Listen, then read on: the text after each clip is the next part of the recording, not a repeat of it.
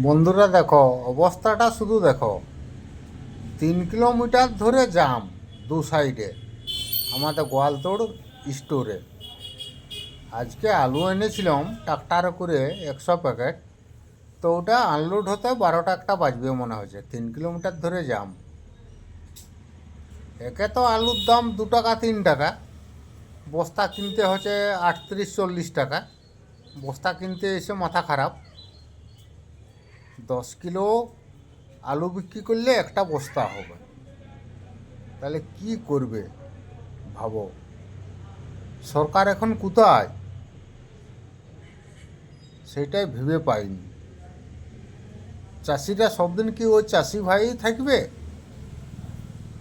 না, চাষিরা কোনোদিন দাদা হতে পারবে না? চাষি দাদা কেউ বলতে পারবে? পারবেন। ওই চাষি ভাইই থাকবে।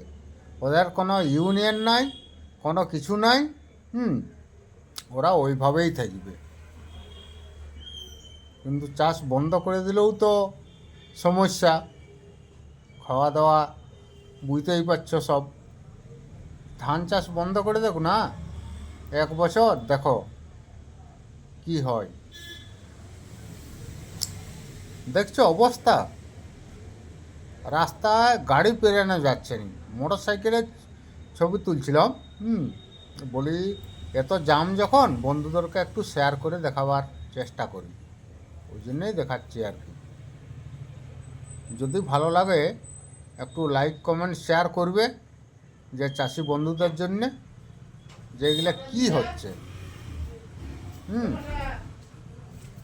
তাহলে এগুলো দেখে বলবে। দেখছো অবস্থাটা শুধু দেখো, পেরানো যাচ্ছে না, এত জাম দু সাইডেই। 2 কিলোমিটার করে জাম গাড়ি। তাহলে কি করে কি করবে?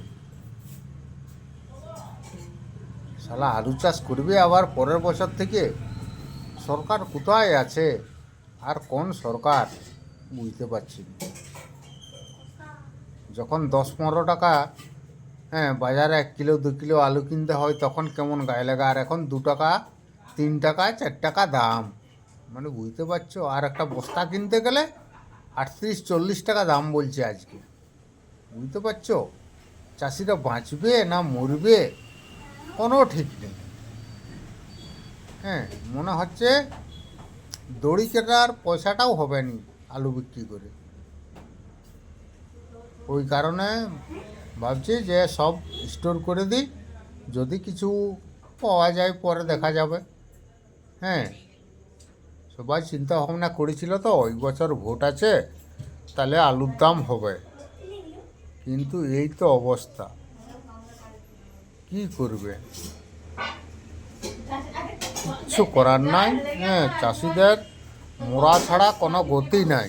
বুঝতে পারছো বন্ধুরা, চাষিদের কোনো কিচ্ছু নেই। চাষিদের ইউনিয়ন নাই তো।